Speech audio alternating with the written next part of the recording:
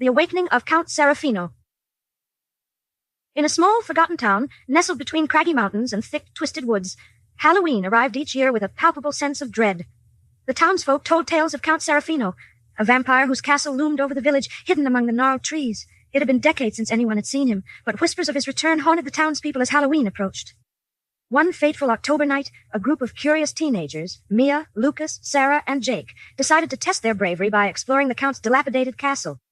Armed with flashlights and a reckless sense of adventure, they ventured into the heart of darkness, the air thick with anticipation and a hint of the supernatural. As they approached the castle, the moon hung low in the sky, casting an eerie glow on the crumbling stone walls covered in creeping ivy. The heavy wooden door creaked ominously as they pushed it open, revealing a vast foyer shrouded in darkness.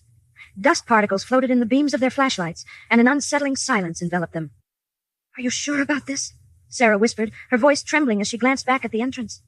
"Come on, it's just an old castle," Lucas scoffed, though he felt a shiver run down his spine. "What's the worst that could happen?"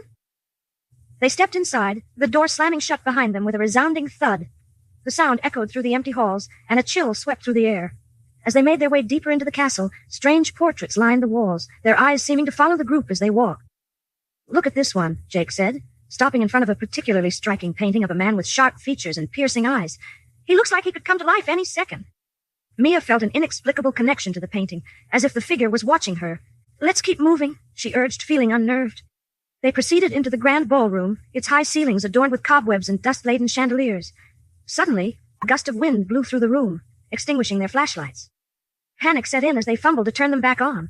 When the lights flickered back to life, they gasped in horror. At the far end of the ballroom stood a tall figure clad in a dark cape, the flickering candlelight illuminating his pale, angular features. "Welcome, dear children," Count Serafino spoke, his voice smooth and intoxicating. The teens froze, their hearts pounding in their chests.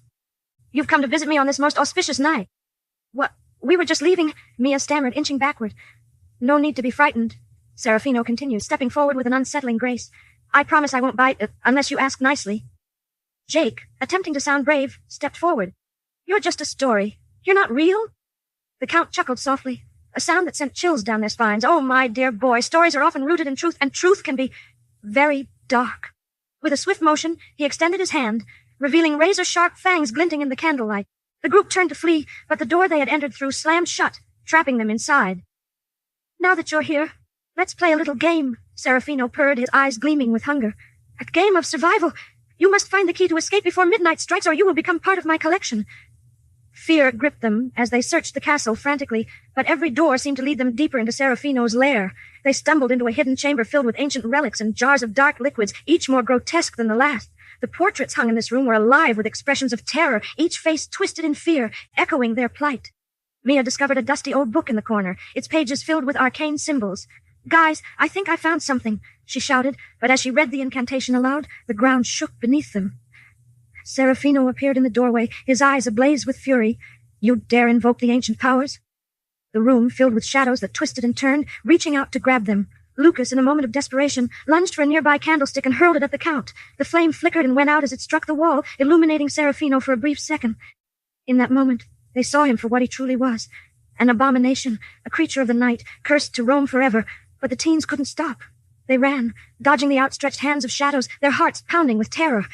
As they neared a window, Jake spotted an ancient key hanging from a hook on the wall. "I see it," he shouted, but as he reached for it, the shadows closed in around him. "Go, I'll hold them off." "No," Mia cried, tears streaming down her face, but Lucas pulled her away, urging her to escape. With no other choice, they sprinted toward the window, heart racing, and clawed their way through the tangled vines outside. They landed on the ground with a thud, adrenaline coursing through their veins. The clock struck midnight. Inside the castle, Serafino let out an unholy scream, shaking the walls as the shadows retreated. The teens ran as fast as they could, not stopping until they reached the safety of the town. They dared not look back, knowing the vampire would not forgive their escape. But the memory of that night would haunt them forever, a chilling reminder of the power of darkness that lurked just beyond the edge of their world.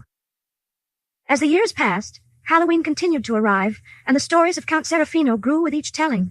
Some believed he still wandered the woods, waiting for unsuspecting souls to wander too close to his castle, ready to awaken the nightmares hidden within.